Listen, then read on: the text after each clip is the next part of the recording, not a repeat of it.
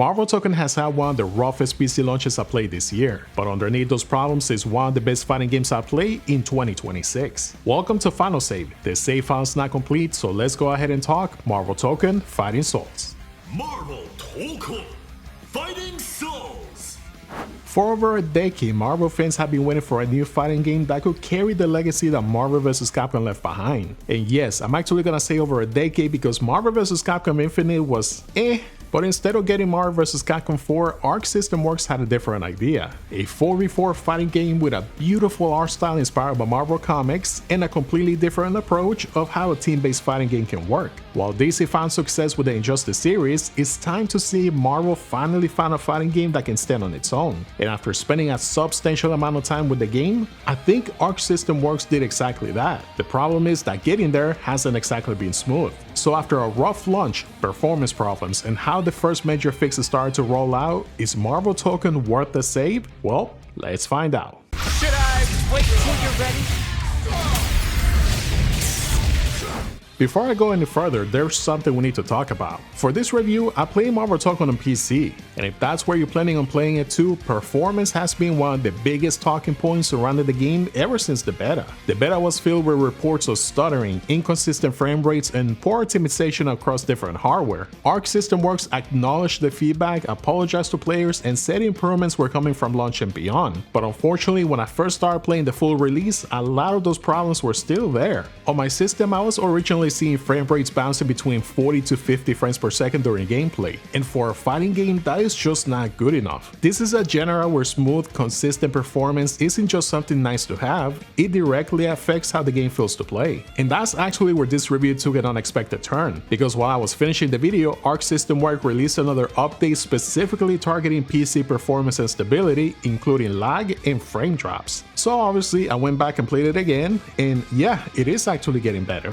I'm still seeing some issues here and there on my system, so I'm not gonna tell you that everything's suddenly perfect because it isn't. But compared to what I was experiencing when I first started playing, I've seen improvements, and Arc System Works is clearly working on these problems little by little. And for that, I gotta give them credit. If I'm gonna criticize the game for the problems I experienced at launch, then I'm also gonna have to acknowledge when the developers start fixing them. Linux players had their own problems at launch, with easy anti-cheat creating compatibility issues there, so depending on when you're planning to play, that's something worth keeping in mind too. But on my Windows PC, it's moving in the right direction, and hopefully Arc System Works keeps it that way. But for now, let's talk about the game itself. Please. I'd rather get this over with. Putting the performance issues aside, this game knows how to make a first impression with style. Arc System Works knows how to make a character feel stylish and alive while giving them so much personality. And what I like is that they don't just grab these characters and give them like a Dragon Ball FighterZ or Guilty Gear makeover. There is a strong comic book influence here that goes from the characters themselves to the stages, animations, and pretty much the entire presentation. Characters like Spider-Man, Wolverine, Storm, they all look amazing, and Ms. Marvel quickly became one of my favorites to play as. The transitions look great, the animations are full of personality, and even the menus carry that comic book presentation. They really went all out here, and that style is such a great fit for Marvel Comics. Considering one of the biggest questions coming into Tokon was whether they could step out of Marvel vs. Capcom Shadow, that's probably the first thing that stood out to me, because Arc System Works managed to create something new for Marvel while still keeping their own DNA. But playing it, that's when things got interesting. Because when you tell me we're getting a 4v4 Arc System Works fighting game, my first thought is that the game is going to be complete chaos.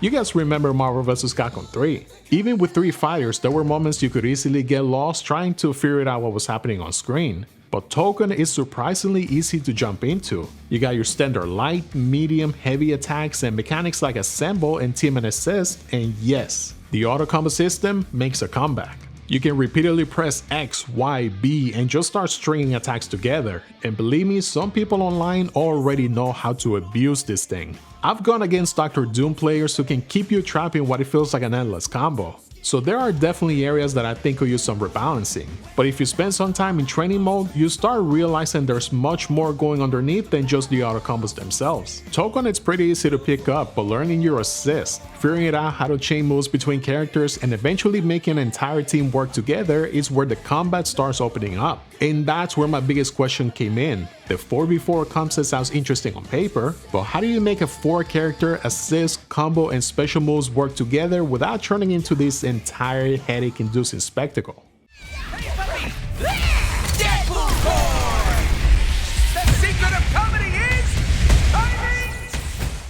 Well, Arc System Works came up with a pretty clever solution. Even though you're choosing 4 different characters, your entire team shares one health bar. So unlike Marvel vs. Capcom, you're not trying to eliminate every character one by one, which thankfully that's the case. If not, every match will last like about 5 minutes. Tokon basically treats these 4 characters as one team, and I think that's the most important thing to understand about how the game works. You can pick up your main character like I did with Ms. Marvel and just start building the rest of your team around them. And once you do that, that's when Assemble System comes into play. You can bring teammates in to extend combos, give yourself some room to breathe, or pull off bigger attacks involving the rest of your team. And what's nice is that they're not limited to assist. You can switch over to another character during the fight, and once you start figuring out how to tag someone in during a combo and keep it going, that's when things get fun. But there's one catch: you have to unlock them first. You choose 4 characters, but Tokon doesn't throw the entire team at you right out the gate. More of your team becomes available as the fight progresses, whether that's from taking enough punishment or triggering something like a wall break and transitioning into another part of the stage. It's a small idea, but I like the way Tokon puts its own spin into it. And once those characters become available, that's when team building starts making a lot more sense. Because at first, you're probably gonna do exactly what I did, just pick whoever you like. But there's a difference between choosing 4 of your favorite Marvel characters and putting together a good team, because everyone brings something different. So you start seeing which character moves is gonna help you better, which characters work well together, and how one character can set something up for another. That's also when those auto combos I mentioned earlier start making more sense. Tokon calls them link attacks, and depending on the attack you're using, those strings can lead into some different skills, supers, or even an ultimate. So anybody can grab a controller, mash a few buttons, and make something cool happen on screen, but that's your starting point. Taking those attacks and mixing them with skills, assists, and character switching is where it becomes a lot more complicated. And the characters themselves feel different enough that experimenting with them is actually part of the fun. Spider-Man is fast and can use his webs to swing around the screen, while Ms. Marvel has those stretchy attacks that gives you so much reach and you can control the space between you and your opponent. The game feels fast and aggressive, especially once assists start coming into play, but I never felt like I was playing the same character with different animations.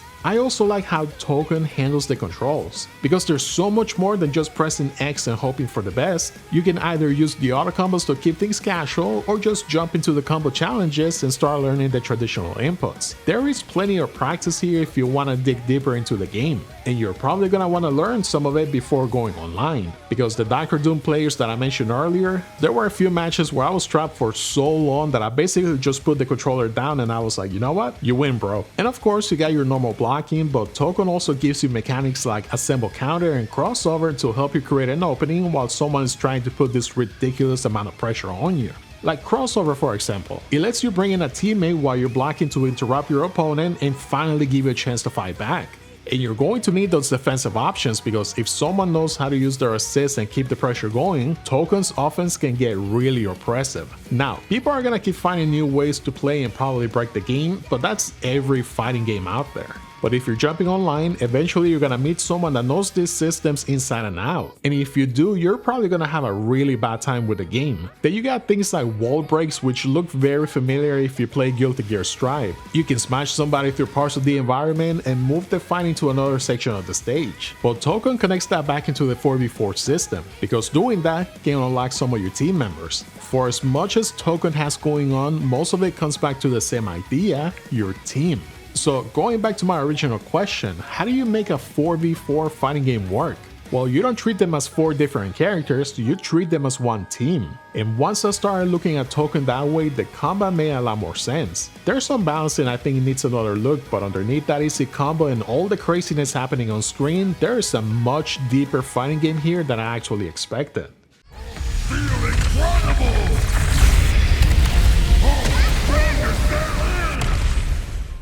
Of course, building a 4-character team only works if the game gives you enough characters to experiment with.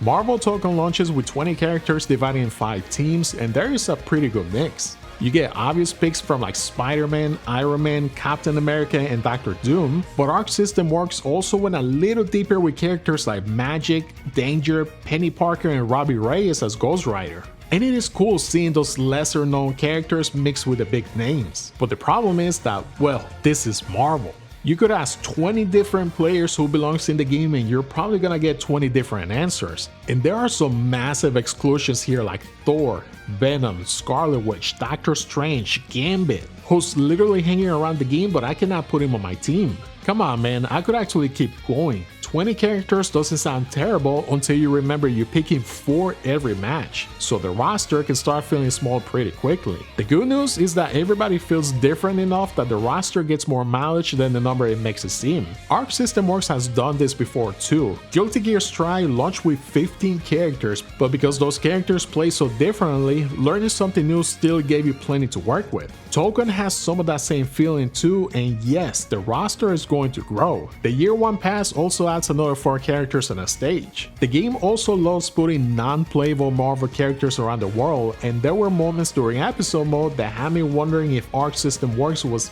teasing anything for later. Maybe, maybe not, but either way, I'm curious to see who's next. For now, I would have liked more than 20 characters, but the characters we have do give you enough to play around with, at least until we wait to see where the roster goes next. But what can you actually do with these characters? Well, single player wise, you get standard modes like Versus and Arcade, and you get modes like Arcadia Rumble, which was a fun one for me too, just giving you something a little different outside the standard matches. Unfortunately, it did get repetitive pretty quickly, but the biggest one here is Episode Mode. And the way they set it up actually reminded me a lot of Sonic Heroes. You got 5 different teams going through their own stories, but all 5 stories are happening around the same event. The basic premise is that someone called the Champion is traveling around challenging different planets to see if anybody can beat him. And if they can't, well, the planet disappears and he moves on. Eventually he makes his way to Earth, so now these 5 teams are trying to stop him before Earth ends up like everybody else. That's the story in a nutshell, but each team gives you a different side of what's happening. And I personally did enjoy going through all 5 stories. Tokon uses like a mix of animated scenes and the same comic book presentation I talked about earlier, and once again it fits the game really well. Now, I know some people are going to say that story doesn't matter in fighting games, but I actually disagree. NetherRealm already proved how good fighting game stories can be, and we've definitely seen how bad they can get too. So having an actual story mode is something I've always appreciated when they put some effort into it. Going through all 5 teams took me about 7 hours give or take, and I had a really good time just seeing how everybody connected. But if you're buying tokens strictly for single player, I don't see this game keeping you busy for months. There's enough here to enjoy, but eventually you're gonna have to do what every fighting game player has to do, which is jump online. But before you do, go into training mode, because trust me, some of these players, you're definitely gonna need it. Time to show us how it's done! Online is where fighting games live or die, and Tokon gives you casual, ranked matches along with larger open lobbies where up to 64 players can hang around. And the lobbies are cool because you can explore, chat, or just jump into fights. The lobby itself, it is fun. You can walk around, see Marvel characters hanging around, and challenge other players instead of everything being another menu. But this is also when I ran into the biggest performance problems on PC.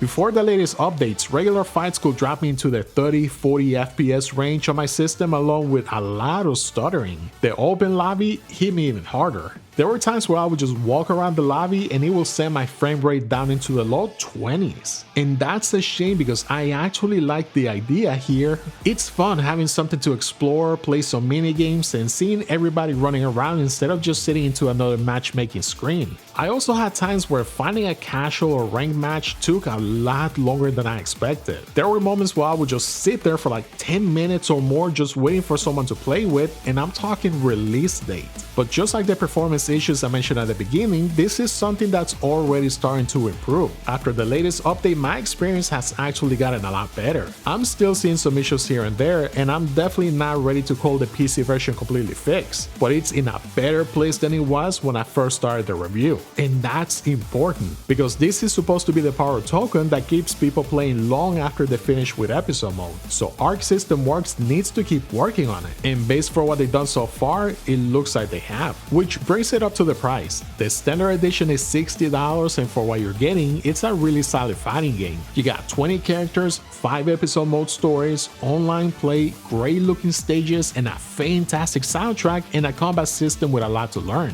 Then you got the Digital Deluxe Edition at $85, which includes the Year 1 character and stage pass. And the Ultimate Edition goes all the way up to $100. But the additional content you get with this version, it's pretty much cosmetic. And I'm still not completely sold on the $100 Ultimate Edition. That's a lot of money, especially while the PC version still has some issues that need to be fixed. But the standard version at $60, that's a different conversation. Because once I put the launch problems aside and I look at what I was actually getting here, there's a really good fighting game underneath it. And now that Arc System Works already started addressing some of the biggest problems I had with the PC version, my answer to the big question actually changed.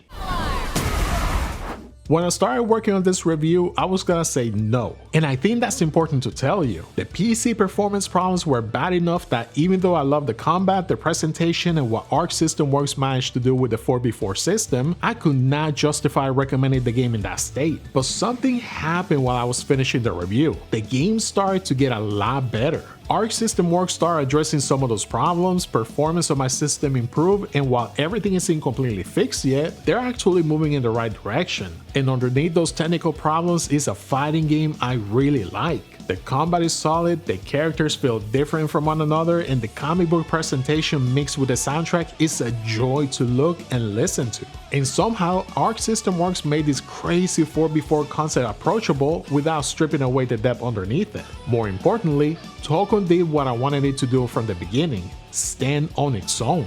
I didn't finish the game wishing it was Marvel vs. Capcom 4, I finished it wanting to play more Marvel Tokon. Does that mean the problems suddenly don't matter?